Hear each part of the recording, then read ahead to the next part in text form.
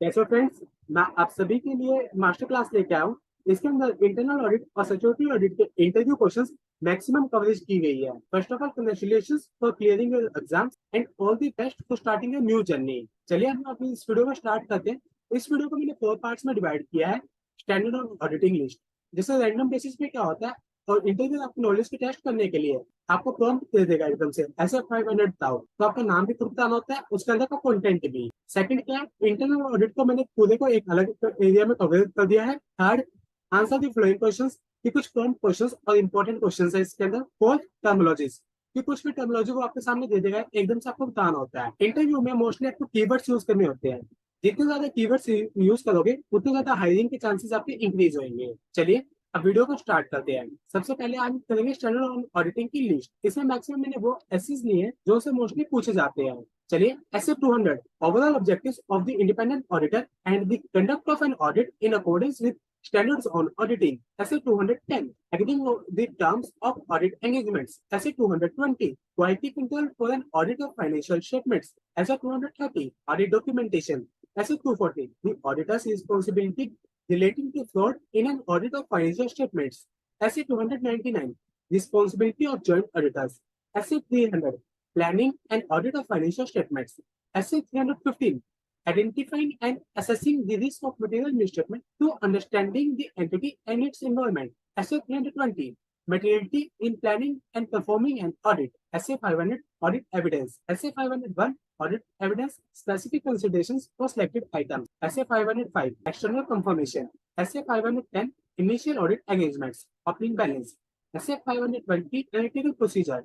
Essay 550, related parties. Essay 560, subsequent events. Essay 570, going concern. Essay 580, written representation. Essay 610, using the work of internal auditors.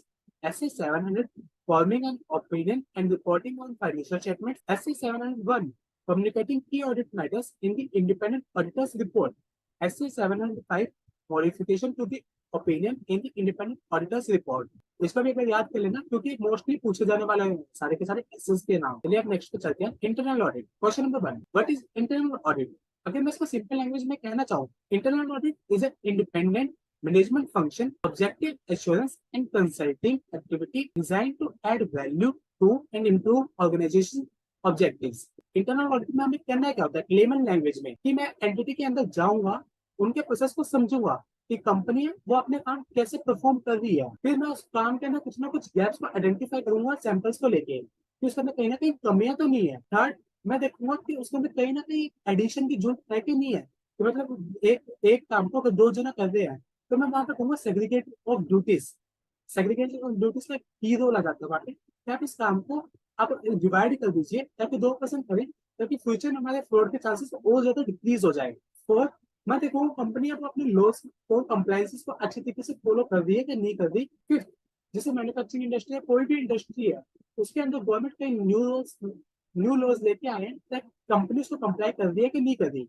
कई बार क्या होता है company की SOP, standard of operating procedure, जिसके basis पे company अपने सारे एक्टिविटीज को डे टू डे की रन करती है, तो वो काफी ओल्ड हो जाते हैं कई बार केसेस में। तो कंपनी क्या न्यू लॉज को भी एप्लीकेबल है जो उनके ऊपर वो फॉलो कर रहे हैं कि नहीं कर रहे। चलिए second question, what is internal control? Internal control क्या होता है? पॉलिसीज जो बनाई जाती है, पॉलिसीज कौन बनाता है? टीसीडब्ल्यूजी, मैनेजमेंट या कोई भी पर्सनल, ताकि आपकी जो फाइनेंशियल रिपोर्टिंग है वो रिलायबल रहे, आपकी एसेट्स है वो सेफ गार्ड रहे, आपके ऑपरेशन है वो इफेक्टिवली एंड एफिशिएंसी से अप्रोच चले, और कंप्लायंस विद एप्लीकेबल लॉज। चलिए मैं आपको एक एग्जांपल देता हूँ इसका एप्लीकेबल लॉज का।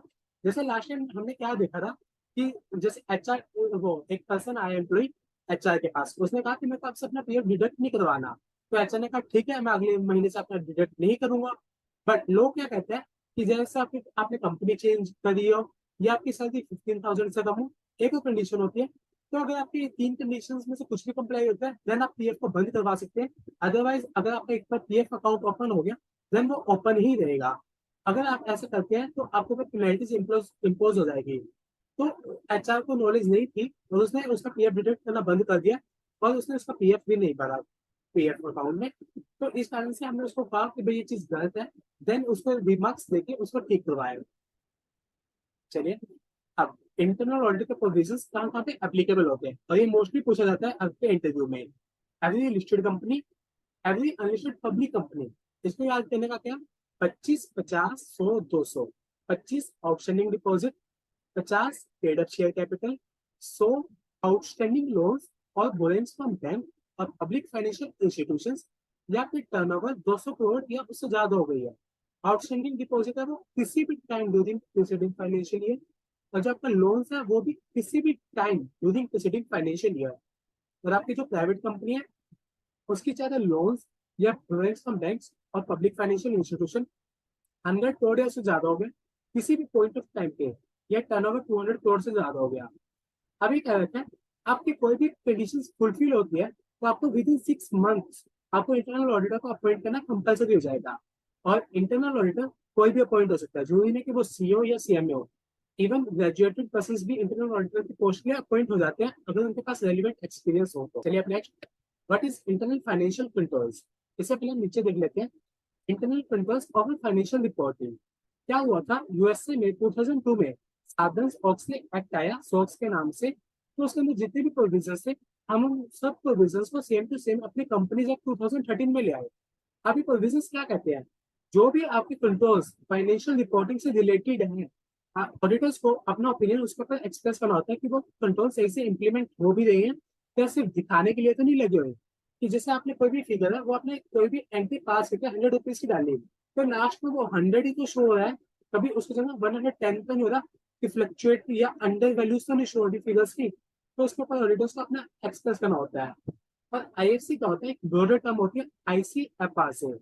आईएफसी में आपके financial plus administrative operation controls भी आ जाते हैं। ऑपरेशंस में कैसे, जैसे आपका एचआर आ गया, एडमिनिस्ट्रेटिव आ गया। एडमिनिस्ट्रेटिव के लिए जैसे हम एग्जांपल लेते हैं, कंपनियां वो कई बार आउटसोर्स कर देती है कुछ काम, जैसे सिक्योरिटीज का काम आपको मोस्टली देखने को मिलेगा कि कंपनियां वो अपने सिक्योरिटी मैन से उनके किसी ना किसी कंपनी से लेते हैं, कि उनको वो कह देती है कंपनी वालों को कि मेरे को 24 आवर्स की सिक्योरिटी के लिए 3 एम्प्लॉइज चाहिए।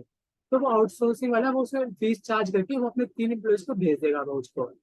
3 दिन का अपने जिस हिसाब से वो शिफ्ट लगाएगा वो उसकी मर्जी है। अब इंटरनल फाइनेंशियल कंट्रोल्स में हम क्या देखेंगे, जो कंपनी का बिजनेस है वो सही एफिशिएंट कंडक्ट हो रहा है कि नहीं हो रहा, कंपनी की पॉलिसीज का सही तरीके से एडहेरेंस हो रहा है कि नहीं हो रहा, एसेट्स का वो सेफ गार्ड है, कोई फ्रॉड तो नहीं हो रहा, अकाउंटिंग रिपोर्ट्स है वो कंप्लीट और एक्यूरेट है, और timely preparation of financial information. तो इन सब चीजों का ऊपर, जैसे क्या होता है कंपनी का कोई भी प्रोसेस होता है उस प्रोसेस के अंदर सब पार्ट्स होते हैं, तो ऑडिटर हर एक पार्ट्स को उठाता है, सैंपल बेसिस पर टेस्ट करता है, तो ऑडिटर को लगता है कि हाँ ये काम ठीक है। जैसे लेट्स सपोज कोई एक परचेज ऑर्डर है, परचेज ऑर्डर पे कंपनी के परचेज का जिसने रेज किया उसके भी साइन होंगे, डिपार्टमेंट के हेड के भी साइन होंगे, एमडी के भी होंगे, सीईओ के भी होंगे, यानी परचेज ऑर्डर पे 4 पर्सन के साइन होना जरूरी है। बट ऑडिटर ने क्या देखा कि यहाँ तो सिर्फ 3 का साइन होगा, सीईओ साइन ही नहीं कर रहा। तो उसने पूछा परचेज डिपार्टमेंट से, परचेज वाले कह रहे हैं कि यार सीईओ साइन ही करता रह जाएगा कि पूरे दिन, ये तो हमारी कंपनी का ट्रेंड चलता था कि सीईओ साइन ही नहीं कर रहा। तो इसके ऊपर ऑडिटर ने क्या कर दिया कि यहाँ पे कंट्रोल से आगे लिख दिया फेल, तो इसके ऊपर रिमार्क डाल देगा कि कंपनी का सीईओ तो साइन ही नहीं कर रहा। बट कंपनी की पॉलिसी कहती है कि बिना सीईओ के ऑर्डर के कारण होने के कारण कंपनी में कोई भी सामान आ ही नहीं सकता। तो इस तरीके से चलिए अब नेक्स्ट पे चलते हैं, what is difference between statutory audit and internal audit. Appointment, statutory audit को कौन अपॉइंट करता है, शेयर होल्डर्स एजीएम में, बट कुछ केसेस में डायरेक्टर्स या सेंट्रल गवर्नमेंट में अपॉइंट कर देती है, जबकि इंटरनल ऑडिटर उसको मैनेजमेंट रिपोर्ट करेगा, अपॉइंट करेगा। रिपोर्ट, जब स्टैट्यूटरी ऑडिटर को सर मेंबर्स अपॉइंट करें एजीएम में, तो वो अपनी रिपोर्ट भी एजीएम में सबमिट करेंगे, और इंटरनल ऑडिटर को अगर मैनेजमेंट अपॉइंट करा है तो वो अपनी रिपोर्ट भी मैनेजमेंट को देगा। स्टेटस, स्टैट्यूटरी ऑडिटर का क्या होता है, इंडिपेंडेंट, और जबकि इंटरनल ऑडिटर का इतना इंडिपेंडेंट नहीं होता क्योंकि उसको मैनेजमेंट डिपेंड अपॉइंट करते हैं, तो वो मैनेजमेंट के ऊपर डिपेंडेंट हो जाता है। ड्यूटीज, स्टैट्यूटरी ऑडिटर की जो भी ड्यूटीज है वो लो डिफाइन करते हैं, बट उसकी ड्यूटीज को एक्सटेंड कर सकते हैं, उसकी एंगेजमेंट लेटर में डिफाइन करते हैं। बट जो इंटरनल ऑडिटर की ड्यूटीज है वो मोर या लेस की जा सकती है क्योंकि इसको मैनेजमेंट ही अपॉइंट करता है, तो मैनेजमेंट उसको कह देगा। 7, ये मोस्ट फेवरेट क्वेश्चन है इंटरव्यू का, what do you mean by walk through process. Walk through process क्या होता है, एक जनरली अंडरस्टैंडिंग लेना किसी भी प्रोसेस की स्टार्टिंग से लेके एंड तक की। अब जैसे मैंने इसके अंदर एग्जांपल लिया प्रोक्योर टू पे प्रोसेस का, इसके अंदर क्या है, जैसे कंपनी में क्या होता है, पहले एक ओवरऑल बजट बनता है, फिर एक डिपार्टमेंट के बजट बनते हैं, फिर उस डिपार्टमेंट, अब सेल्स वाले ने देखा कि इस साल हमें अपनी सेल्स को 2 टाइम्स इंक्रीज करना है, टू टाइम इंक्रीज करने का मतलब मेरे को प्रोडक्शन भी ज्यादा करनी है। तो मैं अभी ये देखूंगा अब मेरे को कितना परचेज करना है सामान को। अब मैंने परचेज अब मैंने लिख दिया भाई मेरे को 10 कंपोनेंट्स चाहिए इस चीज के। तो वो कोई ना कोई तो रिव्यू करेगा कि सही में 10 की नीड है क्या नहीं है।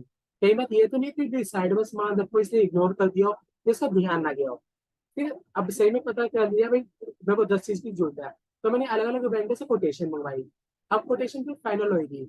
अब इसमें ये देखा जाता है कोटेशन है वो क्या जनरल वेंडर से आई है कि नहीं आई। कभी ये तो नहीं हुआ कि मैंने अपनी कोई एक फर्जी कंपनी बना ली, शेल कंपनी, और मैं उससे अलग अलग डेट से कोटेशन मंगवा रखी है। नहीं, एक प्रॉपर रिव्यू होता है कि कोटेशन वो जेन्युइन है कि नहीं है। फिर एक कोटेशन को फाइनल किया लिया जाता है। फिर उसके अगेंस्ट परचेज ऑर्डर बनता है जिसके ऊपर साइंस होते हैं डिफरेंट अथॉरिटीज के जो भी आपकी एसओपी में लिखे होते हैं। फिर आपका मटेरियल आ जाता है, आपके फैक्ट्री में आते हैं जीआरएन इशू जाता है, गुड रिसिप्ट नंबर। फिर उसके अगेंस्ट पेमेंट हो जाती है। पेमेंट जरूरी नहीं है कि लास्ट में हो, टर्म्स एंड कंडीशन में डिफाइन होता है, कई बार एडवांस पेमेंट्स भी होती है। चलिए अब नेक्स्ट पार्ट पे answer the following questions. Question number 1, what are the threats to independence. इसमें सिर्फ आपको कई बार एक्सपेक्ट किया जाता है कि आप नाम बताए। पहला self interest threat, second self review threat, third advocacy threat, fourth familiarity threat, fifth intimidation threat. अब सेल्फ इंटरेस्ट क्या होता है, कंपनी ने मेरे को लोन दे रखा है, अगर मैं उसको नेगेटिव रिपोर्ट दूंगा तो कभी मेरे से लोन जल्दी ना वापस मांग ले। सेल्फ रिव्यू थ्रेट की मैंने कंसल्टेंसी दी और मैं अपने ही काम को खुद को रिव्यू कर रहा हूँ। एडवोकेसी थ्रेट की मतलब मेरे पास एक सुपीरियर पोजीशन है, उस पोजीशन में आके बट मैं एक्शन नहीं ले पा रहा। फैमिलिटी थ्रेट की मैं उस कंपनी से उनके साथ मेरे रिलेशन काफी अच्छा बिल्ड हो चुके हैं, तो मैं उस रिलेशन को ब्रेक नहीं करना चाहता, इसलिए मैं रिपोर्ट गलती इश्यू ना कर दूं कभी। इंटिमिडेशन थ्रेट की धमकी ना मिल गई हो कंपनी से। चलिए next question, auditor procedures to obtain audit evidence. अब इसमें क्या कर सकते हैं, इंस्पेक्शन। इंस्पेक्शन का मतलब क्या है, मैंने कोई भी डॉक्यूमेंट्स को रिव्यू कर लिया।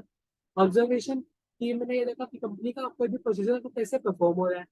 एक्सटर्नल कंफर्मेशन, जैसे कंपनी में लिखा हुआ लीगल एक्सपेंस इतने का, तो मैंने उसके जो से भी कंपनी के लीगल एम्प्लॉयज हैं या आउटसोर्सिंग की जितनी भी एजेंसी है मैंने उनके पास लेटर भेजा, मेल भेजी कि भाई आपके इतने एक्सपेंस इतना अमाउंट शो कर रहा है कि एक्चुअल में इतना है कि नहीं है, तो वो अपनी कंफर्मेशन देंगे। रिकैलकुलेशन, कंपनी ने मेरे को लेट्स को सैलरी शीट दी, मैं उसमें रिकम्प्यूट करके देख रहा हूँ कि जो उनका पी एफ ईएसआई या जो उनका एच आर है वो सही है कि नहीं है, और मैं उनको यस यस करके वेरीफाई कर रहा हूँ। री परफॉर्मेंस का मतलब ये है कि कंपनी में कोई भी एक मैंने फॉल्स एंट्री डाल कर देखी, फेक एंट्री, और मैंने देखा जैसे एंट्री मैंने डाली उसके क्या रिएक्शन आ रहे हैं, वो ठीक है कि नहीं है। एनालिटिकल प्रोसीजर, एनालिटिकल प्रोसीजर क्या होता है, मैं जनरली ट्रेंड ट्रेंड ऑब्जर्व करता हूँ। ट्रेंड का मतलब क्या, कोई एक एक्सपेंस है, जैसे मैंने देखा कि लास्ट 2 ईयर्स में 10% से इंक्रीज हो रहा है, बट इस साल में एकदम 70% से इंक्रीज हो रहा है, तो एकदम से इतना गैप कहाँ से आ गया। तो मुझे एनालिटिकल प्रोसीजर से आइडिया मिल जाता है कि मेरे को किस एरिया पे ज्यादा फोकस करना है। इंक्वायरी में इंटरनल या एक्सटर्नल किसी से भी कर सकता हूँ जिसको उस जिस टॉपिक से रिलेटेड नॉलेज है। Third question, types of audit evidence. अब इसमें हम जनरली दे देते हैं ऑडिट एविडेंस किस टाइप के होते हैं कि विजुअल, ओरल, डॉक्यूमेंट्री, बट नहीं, हमें स्टार्ट करना पड़ता है कि टाइप्स ऑफ ऑडिट एविडेंस में कि आप नेचर से या सोर्स पे। नेचर में आपका आ गया विजुअल, ओरल और डॉक्यूमेंट्री। आप इसके अंदर एक चीज और बोल सकते हैं कि मेरे जो डॉक्यूमेंट्री है वो बहुत रिलायबल होता है, और साथ में फ्यूचर में मैं इसे एविडेंस की बेसिस पे यूज कर सकता हूँ डिपेंडिंग अपॉन सोर्स, इंटरनल और एक्सटर्नल। एक्सटर्नल मेरे लिए ज्यादा रिलायबल होगा क्योंकि एक मेरे पास थर्ड पार्टी का ओपिनियन आ जाता है। इंटरनल तो कंपनी के जनरेटेड होगा, तो वो मैनिपुलेटेड भी हो सकता है। चलिए नेक्स्ट पे, फ्रॉड रिपोर्टिंग। ये मोस्ट फेवरेट क्वेश्चन है और इंटरव्यू का कि अगर आपका फ्रॉड अमाउंट है वो 1 करोड़ से कम है तो आप बोर्ड को या ऑडिट कमेटी को रिपोर्ट कर दोगे और बोर्ड रिपोर्ट में डिस्क्लोज कर दोगे आपका फ्रॉड कितने अमाउंट का है, कौन कौन पर्सन इन्वॉल्व है, कैसे ट्रांजेक्शन से फ्रॉड हुआ और उसके क्या क्या इम्पैक्ट है। अगर आपका फ्रॉड 1 करोड़ से ज्यादा का है, 1 करोड़ से ज्यादा, तो आप सेंट्रल गवर्नमेंट को भी रिपोर्ट करोगे। फिफ्थ क्वेश्चन, इस कंपनी को ऑडिट कमेटी बनाना जरूरी होता है। It is important to know that in addition to listed public companies, flowing classes of companies shall constitute audit committee. It means listed public company का तो जरूरी है। सेकंड, पब्लिक कंपनी जिसकी पेड अप कैपिटल है वो 10 crore rupees या उससे ज्यादा है। थर्ड, पब्लिक कंपनीज जिसकी टर्नओवर 100 करोड़ या उससे ज्यादा है। और पब्लिक कंपनीज जिसकी आउटस्टैंडिंग लोन्स या प्रोइंग्स या डिबेंचर्स या डिपॉजिट 50 करोड़ रुपए या उससे ज्यादा है, तो उन्हें ऑडिट कमेटी बनाना जरूरी है। कौन कौन सी, लिस्टेड कंपनी, पब्लिक कंपनी जिसकी पेड कैपिटल 10 करोड़ या उससे ज्यादा है, या पब्लिक कंपनी जिसकी टर्नओवर 100 करोड़ या उससे ज्यादा है, या पब्लिक कंपनी जिसके outstanding loans, borrowings, debenture, deposit 50 crore या उससे ज्यादा है। तो उन्हें ऑडिट कमेटी बनाना कंपलसरी हो जाता है। चलिए अब हम कैप्शंस देखते हैं कि आपके एसेंशियल्स क्या क्या नीड होते हैं रिवेन्यू के लिए, इनकम या एक्सपेंस के लिए, और एक मैंने लिखा बैलेंस शीट के लिए। पहले हम देखते हैं आपकी इनकम स्टेटमेंट के लिए कौन कौन से लगेंगे। कंप्लीटनेस, कि जो आपकी वहाँ पे फिगर है वो शो हो रही है वो कंप्लीट है कि नहीं है। कट ऑफ, कट ऑफ का मतलब क्या होता है, जैसे कई बार क्या होता है आपकी कुछ ट्रांजेक्शन, जैसे आपकी 31 मार्च के आसपास खड़े हो आप, आपकी बैलेंस शीट डेट है, आपको पता है भाई मेरे को इस साल एक्सपेंस ज्यादा शो करना है, तो मैंने क्या करा, मेरे को कुछ पता भाई अप्रैल के आप नेक्स्ट वीक्स में मेरे ये एक्सपेंस होने हैं, तो मैंने उस एक्सपेंस को पहले ही रिकॉर्ड कर दिया अपनी स्टेटमेंट्स पर, ताकि मेरा प्रॉफिट कम आ जाए। तो कभी ऐसा तो नहीं होगा कि मैं अपने कुछ ट्रांजेक्शन को वो पहले रिकॉर्ड कराऊं या मैं बाद में रिकॉर्ड कराऊं। कट ऑफ का मतलब ये होता है प्रेजेंटेशन एंड डिस्क्लोजर, कि जो जैसे उसकी प्रेजेंटेशन है, जो मेरा फ्रेमवर्क कहता है इंडियस या अकाउंटिंग स्टैंडर्ड, तो मैंने उसको कंप्लाई किया कि नहीं किया। मेजरमेंट, जो मेरी अमाउंट, वो प्रॉपर मेजरमेंट का मतलब क्या है, जो मेरी अमाउंट फिगर शो हो रही है वो सही है कि नहीं है। अकरेंस, अकरेंस का मतलब क्या है कि जो भी मैंने ट्रांजेक्शन है, जो भी मैंने अपनी बुक्स में रिकॉर्ड कर रखे हैं, वो एंटिटी से रिलेट करती है क्या नहीं करती, कभी वो कुछ फर्जी ट्रांजेक्शन तो नहीं है। अब बैलेंस शीट में कहते हैं completeness, same, cut off, presentation and disclosure, valuation. Valuation का मतलब क्या, आपके जो एसेट्स का वो प्रॉपर वैल्यूड है कि नहीं है। कभी आपने अपनी मन मर्जी से ऐसे को कभी दिख रहा है 50 करोड़, आप कभी इसको 100 कर दो, कभी 200 कर दो, प्रॉपर वैल्यू हो रही है कि नहीं हो रही। एग्जिस्टेंस, कभी ऐसा तो नहीं कि एसेट फुली डेप्रिशिएटेड होगी बट अभी अपनी बैलेंस शीट में शो करे कुछ ना कुछ वैल्यू से, तो वो उस बैलेंस शीट की डेट पे जब आप लिखते हैं बैलेंस शीट एज एट या बैलेंस, तो उस दिन पे शो हो रही है कि नहीं हो रही। राइट्स एंड ऑब्लिगेशन, जो आपने एसेट दिखा रखे हैं जैसे आपके डेटर्स है, डेटर्स का आपका राइट है कि नहीं है। ऑब्लिगेशन, कि जो आपने दिखा रखा है मुझे इस पर्सन के इतने पैसे देने हैं, मैंने एक्चुअल में देने के नहीं देने, तो वो राइट्स और ऑब्लिगेशंस एग्जिस्ट करते हैं कि नहीं करते, तो इस तरीके से। चलिए next question, appointment of auditor. अब इसमें first auditor other than government company, पहले हमारा बोर्ड ले जाएगा विद इन 30 डेज। अगर बोर्ड फेल हो जाता है तो ईजीएम में मेंबर्स ले जाएंगे विद इन 90 डेज। अब वो फर्स्ट एजीएम तक अपना ऑफिस को होल्ड करेगा। गवर्नमेंट कंपनी में सी एंड एजी लेके आएगा 60 डेज में। अगर सी एंड एजी फेल हो जाता है तो बोर्ड लेके आएगा 30 डेज में। अगर बोर्ड फेल हो जाता है तो ईजीएम में मेंबर्स लेके आएंगे 60 डेज में। 60, 30, 60, अब ये भी होल्ड करेगा अपना ऑफिस फर्स्ट एजीएम तक। Subsequent auditors other than government company है, तो मेंबर्स लेके आएंगे एजीएम में, ये अपना एजीएम अपना ऑफिस होल्ड करेगा 6 मीटिंग तक। बट गवर्नमेंट कंपनी है उसमें सी एंड एजी लेके आएंगे with in 30 days from the commencement of financial year, और ये होल्ड करेगा अपना office till the conclusion of AGM. चलिए नेक्स्ट क्वेश्चन की तरफ मूव करते हैं। Rotation of auditor, rotation of auditor किस पे अप्लाई होता है, लिस्टेड कंपनी, इन्होंने कहा एक्सक्लूड कर देते हैं हम ओपीसी एंड स्मॉल कंपनी को। इसके बीच में आ गया अनलिस्टेड पब्लिक कंपनी जिसकी paid up share capital 10 crore या उससे ज्यादा है। अनलिस्टेड प्राइवेट कंपनी जिसकी paid up share capital 50 crore या उससे ज्यादा है।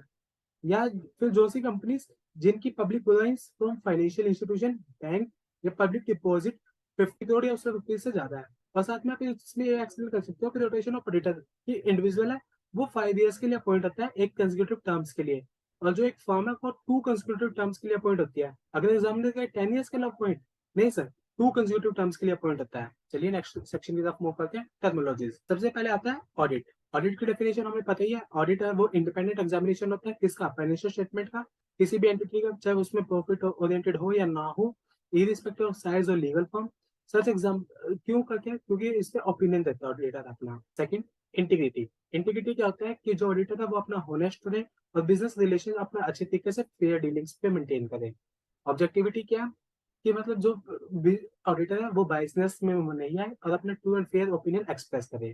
Professional competence and due care क्या होता है कि ऑडिटर है वो अपनी नॉलेज को अच्छे तरीके से अप्लाई करे, अपनी जजमेंट्स को अप्लाई करके अच्छे तरीके से अपना ओपिनियन दे पाए। कॉन्फिडेंशियलिटी क्या है, क्योंकि ऑडिटर है उसके पास बिजनेस की पूरी अच्छी नॉलेज हो जाती है कि वो फ्यूचर में क्या करेगी, उसकी पास्ट परफॉर्मेंस कैसी है, तो वो किसी के आगे डिस्क्लोज नहीं करे। प्रोफेशनल स्केप्टिज्म क्या है कि वो क्वेश्चनिंग इन माइंड रहे, बीइंग अलर्ट रहे कंडीशंस के लिए which indicate possible misstatement due to error of fraud. चलिए नेक्स्ट चलते हैं। ऑडिट स्ट्रेटजी क्या होता है, ये स्कोप, टाइम और डायरेक्शन ऑडिट की गाइड करती है जिससे हम अपने ऑडिट प्लान को अच्छे तरीके से सेट कर सकते हैं। ऑडिट प्रोग्राम क्या होता है, ये डिटेल वेरिफिकेशन स्टेप्स होते हैं जिसके कारण हम अपने ऑडिट को परफॉर्म कर सकते हैं। ऑडिट डॉक्यूमेंटेशन क्या होता है, रिकॉर्ड होते हैं ऑडिट प्रोसीजर जो जो हमने परफॉर्म किया, जो जो हमें एविडेंस मिले हैं और जिसके कारण हम अपने कंक्लूजन तक पहुंच पाए हैं। ऑडिट एविडेंस क्या होता है, audit evidence is the information used by the auditor in arriving at the conclusion on which auditor opinion is based। और ये फाइनेंशियल स्टेटमेंट या अदर इन्फॉर्मेशन क्या, अपने कंपनी की मिनट्स मांग ली या कोई भी जो फाइनेंशियल स्टेटमेंट्स के अदर्स डॉक्यूमेंट्स होते हैं। रिस्क असेसमेंट प्रोसीजर क्या होता है, इसमें हम एंटिटी की अंडरस्टैंडिंग लेते हैं कि एंटिटी क्या काम करती है, उसका एनवायरमेंट कैसा है, एंटिटी के कंट्रोल्स कैसे हैं, एंटिटी का रोमम कितना है, वेदर ड्यू टू फ्रॉड और एरर। ये फाइनेंशियल स्टेटमेंट और असेसन लेवल पे हम करके असेस करते हैं। और इसको करने के लिए तीन तरीके होते हैं। पहले हम इंक्वायरी करते हैं मैनेजमेंट से या अदर पर्सनल से, सेकंड एनालिटिकल प्रोसीजर से, थर्ड इंस्पेक्शन या ऑब्जर्वेशन करके। Next what is related parties, ये काफी मोस्टली इंटरव्यूज में पूछा जाता है। पहले में कह रहे हैं ये आपका एफआरएफ बताएगा, एफआरएफ से आपका इंडियाज हो सकता है या एएस 18 जो भी आपका एप्लीकेबल, आप एक बार उसको रेफर करना। नहीं तो पर्सन है वो डायरेक्टली और इनडायरेक्टली एंटिटी से रिलेट करता है, या कोई एंटिटी जिसका डायरेक्टली और इनडायरेक्टली सिग्निफिकेंट इन्फ्लुएंस है एंटिटी पे। थर्ड ये कह रहे हैं any entity which is under common control base होता है, कॉमन ओनरशिप हो सकती है, क्लोज फैमिली मेंबर्स हो सकते हैं, कॉमन की मैनेजमेंट। परफॉर्मेंस मटेरियलिटी, मटेरियलिटी क्या होता है, जब आप किसी ऑडिट को स्टार्ट करते हो आप एक मटेरियल लेवल सेट कर लेते हैं। जैसे मैंने लेट्स सपोज आप ऑडिट करने गए, आपने 2 लाख का मटेरियल सेट कर लिया, बट आपने एक्चुअल में क्या देखा कि कुछ एक एक्सपेंस है, लेट्स सपोज 1 लाख का, 40,000 का, 50,000 का, फिर 40,000 का। अब आपका मटेरियलिटी लेवल 2 लाख का है, उसके डिटेक्शन में ये आया नहीं, बट अगर हम एग्रीगेट करके देखें तो ये हमारा 2,30,000 पे चला गया। तो हम ऑडिटर क्या करता है, जब भी 2 लाख की जगह अपने परफॉर्मेंस मटेरियलिटी उसकी क्या हो जाती है 1,40,000, ये मेरा नंबर है, बट रियलिटी में वेरी कर सकता है। तो वो कुछ भी एक मटेरियलिटी लेवल से लो लेवल लेकर चलता है परफॉर्मेंस, जिसमें वो परफॉर्म करता है। इससे क्या होता है कि स्मॉल स्मॉल जो सी मिसस्टेटमेंट होने के चांसेस होते हैं, एग्रीगेट होकर जो कंबाइन होकर बड़ी मिसस्टेटमेंट हो सकती है, उसको हम अवॉइड कर सकते हैं, उसे हम परफॉर्मेंस मटेरियलिटी बोलते हैं। अब ऑडिट रिस्क क्या होता है कि ऑडिटर अपने अप्रोप्रिएट ओपिनियन ना देते जबकि फाइनेंशियल स्टेटमेंट है वो मटेरियली मिसस्टेटेड है। टीमिंग एंड लीडिंग क्या होता है, लेट्स सपोज हम कैशियर है, कैशियर के पास डेट रहा है पैसे देने कंपनी का, उसने 50,000 दिए, तो कैशियर ने क्या किया 40,000 शो कर दिए, 10,000 अपनी पॉकेट में डाल के घर ले गया, उसने एक्सपेंस उड़ा दिया पार्टी में। अब नेक्स्ट डे एक और डाटा रहा है 50 लेके, तो उसने क्या किया 40 उसके दिखा दिए और 10 उसने अपने उसके पिछले डाटा के शो कर दिए, पिछले डाटा खत्म हो गया, अब करंट वाले के 10 रह गए। ऐसे ही करते करते उसके क्या होता है एक पूरा सर्कल चलता रहता है और वो 10,000 का गैप कभी नहीं भर पाता, उसे टीमिंग एंड लीडिंग बोलते हैं। एनालिटिकल प्रोसीजर क्या होता है, प्लॉसिबल रिलेशनशिप होता है फाइनेंशियल और नॉन फाइनेंशियल डाटा के बीच में। Assertion क्या होता है, it refers to representation made by the management, explicit or otherwise, that are embodied in the financial statement used by the auditor to concern different type of misstatement that may occur। इसमें एक बार keywords देख लेना हो जाएगा। Thank you, have a nice day, all the best for your interviews, I hope that आप crack कर पाओगे। Thank you.